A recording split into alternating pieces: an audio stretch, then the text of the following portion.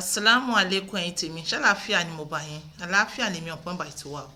ẹ̀yin tẹ́ bá mi subscribe thank you very much ẹ̀yin tẹ́ bá mi ra product mi on point by 2 black seed enhancement therapy thank you so much product mi mo sọ pé ó dáa fún mi mo tètè wà ní ara mi ò jí pépé ni kò nà dáadáa ni ó kéré ni ọkàn mi ò sí ń bẹ̀ ni àtobìnrin náà ọyẹ mi ìgbádùn ìbálòpọ̀ ẹ pè mí on point by 2 àti èyí tó ṣeé ṣe pẹ̀lú health yín ṣóyé yín ẹ̀yin kan torí pé mo ń sọ̀rọ̀ gorontula mo ń sọ̀rọ̀ black seed ẹ lọ bẹ́ẹ̀ lù ṣé ẹ mọ bí wọ́n ṣe ń papọ̀ ni mo ní kẹ́ ẹ pè ká bá yín hádà rẹ̀ ìwọ̀nba owó náà lẹ́sàn ẹ mọ̀ bẹ́ẹ̀ owó ló bá dé bẹ́ẹ̀ ọ̀rọ̀ náà la máa sọ síra wa ṣóyé yín ẹ jẹ́ ká mọ̀ tẹ̀síwájú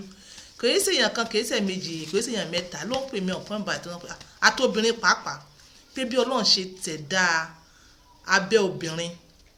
ṣóyé yín abẹ́ obìnrin ẹ jẹ́ ń pè ní abẹ́ nísìnyí ẹ mọ̀ wọ́rí màá mọ̀ balance up níwájú pé wọn ò mọ̀ ọlọ́run sì ní great artist ni bó ṣe ṣe bẹ̀ yẹn ẹ̀yin náà ẹ mọ̀ pé ó kú iṣẹ́ dẹ̀ àtúnwá kí àwọn òyìnbó kú iṣẹ́ fún oríṣiríṣi orúkọ tí wọ́n sọ bẹ̀ yẹn in fact àwọn ọkọ kan sọ pé àwọn ò mọ ibi tí wọ́n pè ní ìdọ̀ wọn náà ò mọ ibi tí wọ́n pè ní ìdọ̀ so màá porúkọ àwọn orúkọ kan jáde position wọn bí wọ́n ṣe tẹ̀léra wọn then later bí mo bá ṣe ń sọ màá máa sọ functions kọ̀ọ̀kan fún yín àti ọ̀rọ̀ míì náà tó tún wúlò níbẹ̀ ibì kan wà tá à ń pè ní month of Venus yìí òun níbi tí irun wà níbi ara obìnrin ibẹ̀ ni irun wà lẹ́yìn ìgbà yẹn a níbi kan tá à ń pè ní labia majora yìí ó varies in sizes ó yàtọ̀ tọmọdé àti tàgbàlagbà yàtọ̀ àwọn tó wà lójú ọwọ́ bíbá sùn tí wọ́n náà yàtọ̀ sóye tàmọ́ kékeré ó mọ́ ń kéré ó sì mọ́ ń flat àwọn tó ti dàgbà náà ẹ mọ̀ pé wọ́n bá ti ń dàgbà tára ti ń súnkì ó mọ́ ń flat bẹ̀tẹ̀ yẹn tó wà lójú ọwọ́ láti ìgbà tí yẹn tó ti mature títí dé táìmù kó tó wọ menopause díẹ̀ ṣóyé yín wọ́n ṣì máa ń ní lot of fatty tissues ó máa ń wú jáde tí obìnrin bá wọ aṣọ tó tight ṣóyé yín ibi month of Venus yìí àti labia majora yìí ló ń sábà yọ síta ní ara aṣọ tó tight tí wọ́n máa rí shape pé ojú òbú kankan kan lẹ̀ ń rí month of Venus àti labia majora ó lẹ̀ ń rí so lẹ́yìn yẹn ló wá kùbí tá à ń pè ní ìdọ̀ màá tún sọ̀rọ̀ ìdọ̀ yẹn lẹ́yìn tí má ṣe lè tán so lẹ́yìn ìdọ̀ yẹn la wá rí ibi tí a ti ń tọ̀ tá à ń pè ní opening of uterus sáà ń pè dáadáa yẹn tẹ́ study biology so lẹ́yìn opening of uterus yẹn bí tá a ti ń tọ̀ yẹn la wá níbi kan tá à ń pè ní àwa níbi cleft kan tá à ń pè ní vestibule ṣe rí gbogbo bíbà yìí náà ló máa ń juicy tóbìnrin bá dìde tán gbogbo ẹ̀ náà ló máa ń juicy ẹ̀ lè jẹ́ tán ẹ̀ lè là tán lẹ́yìn ìgbà yẹn lẹ́yìn vestibule yìí la wá níbi tá à ń pè ní labia minora ṣe é mọ̀ pé labia majora ìpele méjì ni ìpele apá ọ̀tún ìpele apá òsì bẹ́ẹ̀ náà ló ṣe gàǹgà tó àsì then a wá ní labia minora ìyẹn dàbí ètè tulips ní ṣóyé yín folds méjì náà ló ní ṣe rí folds alákọ̀ọ́kọ́ tí ẹ bá study èyí tẹ́ bá mú obìnrin dáadáa tẹ́ bá study ara obìnrin tí Ọlọ́run bá fi ń lọ́dọ̀ fẹ́ tẹ́ study yẹ̀ dáadáa ẹ rí i pé fold kan ó dàbí ẹni pé ó gba bí ọwọ́ orí òkè ìdọ̀ kọjá ẹ wàá rí fold apá kejì ẹ rí i pé ó gba bí ọwọ́ abẹ́ kọjá abẹ́ ìdọ̀ kọjá àwọn méjèèjì wọ́n wá parapọ̀ wọ́n wá lọ fọ́ọ̀mù nísàlẹ̀ ibi tí wọ́n ti fọ́ọ̀mù yẹn là ń pè ní faucet bẹ̀ka tó débi faucet yẹn a níbi tá à ń pè ní opening of obo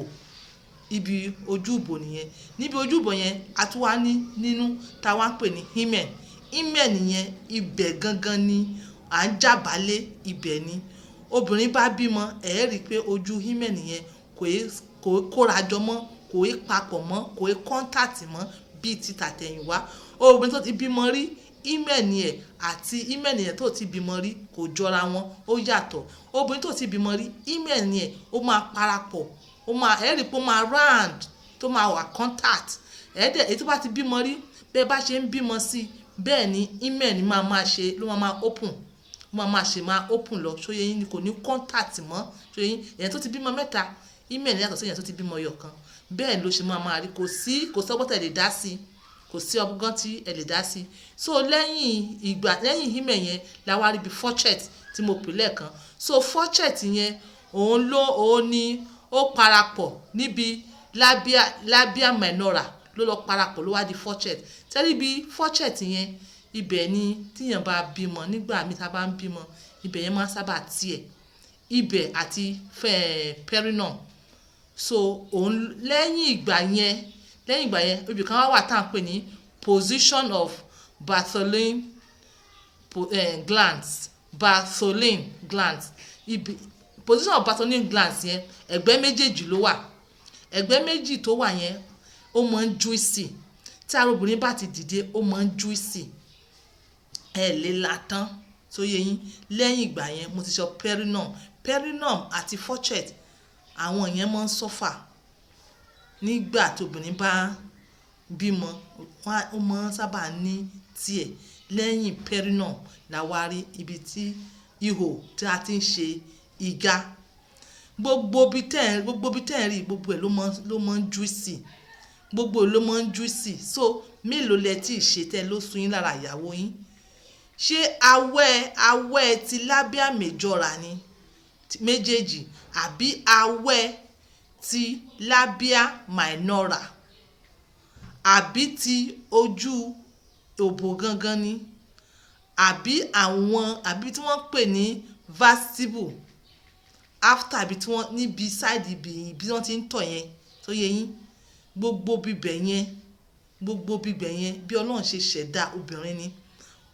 o ti fẹ́yàwó rẹ̀ kò ìyẹn o tí ì lè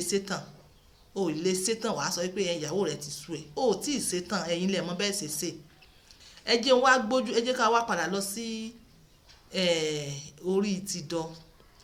obìnrin tí wọ́n ń dábẹ́ fún àti sọ àti tí wọ́n ò dábẹ́ fún wọ́n yàtọ̀ síra wọn obìnrin tí wọ́n ń dábẹ́ fún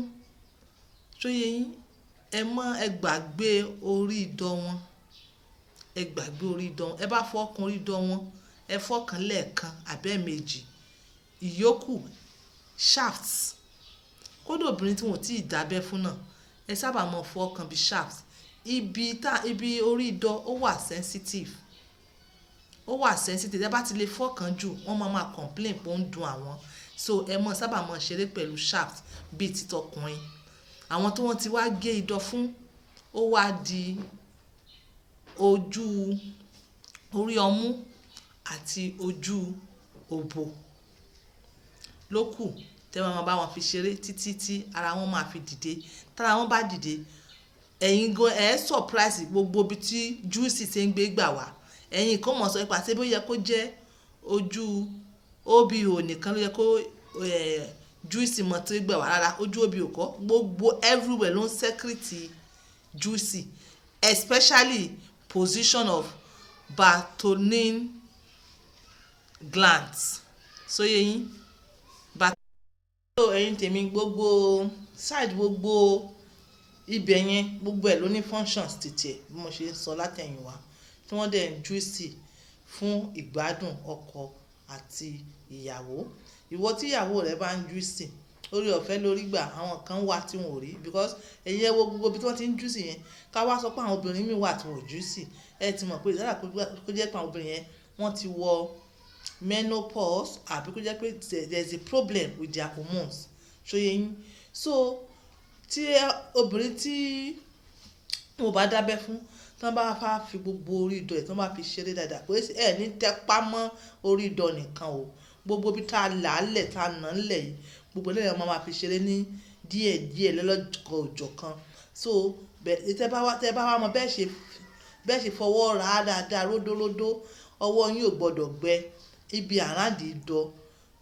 ìyẹn ó máa ń jẹ́ kí obìnrin tó bá fẹ́ dà kó dà obìnrin tó bá dábẹ́ fún tó bá fẹ́ dà tẹ́ bá ṣe bẹ̀rẹ̀ dáadáa àràǹdì bẹ̀yẹn ibi ìdọ̀ yẹn ibẹ̀ ló ti máa dà obìnrin tó bá dábẹ́ fún tó bá fẹ́ dà ṣóyè yín ẹ ní concentrate lórí ìdọ̀ ibi obo rẹ̀ lẹ́ẹ̀ concentrate lé pẹ̀lú orí ọyàn èyí tó bá fẹ́ dà lóbìnrin tó bá jábẹ́ fún ó máa dà, ẹ máa mọ bẹ́ẹ̀ ṣe máa mú ọwọ́ yín síbi òbí ihò rẹ̀ papọ̀ níwọ̀nba débi ojú ibi ìdọ̀ rẹ̀ tó ní débẹ̀ pátápátá, torí àwọn obìnrin wọ́n mọ sábà complain pé bẹ́ẹ̀ ṣe ń fọwọ́ bẹ́ẹ̀ ṣe permanent ọwọ́ yín sórí ìdọ̀ ó ń dùn wọ́n tó yẹ yín. So gbogbo ẹ̀ tẹ́ bá bóbìnrin ṣeré ẹ ṣe ibẹ̀ yẹn bí ẹni pé ẹ̀ ń bá bébì tí wọ́n tender baby, bí pé ẹ̀ ń bá tender baby ṣeré ni. Tẹ́ bá fẹ́ gbádùn ìyàwó yín kì í ṣe pé hi nítorí pé wọ́n sọ wípé orí ìdọ̀ ẹ wà tẹ pamọ́, wọ́n sọ wípé orí ọyàn ẹ wà tẹ pamọ́ bí pínì, bẹ́ẹ̀ yẹn kọ́. So I will leave you on this note. This is On Point by 2, using my words for others. Love gently. Bye.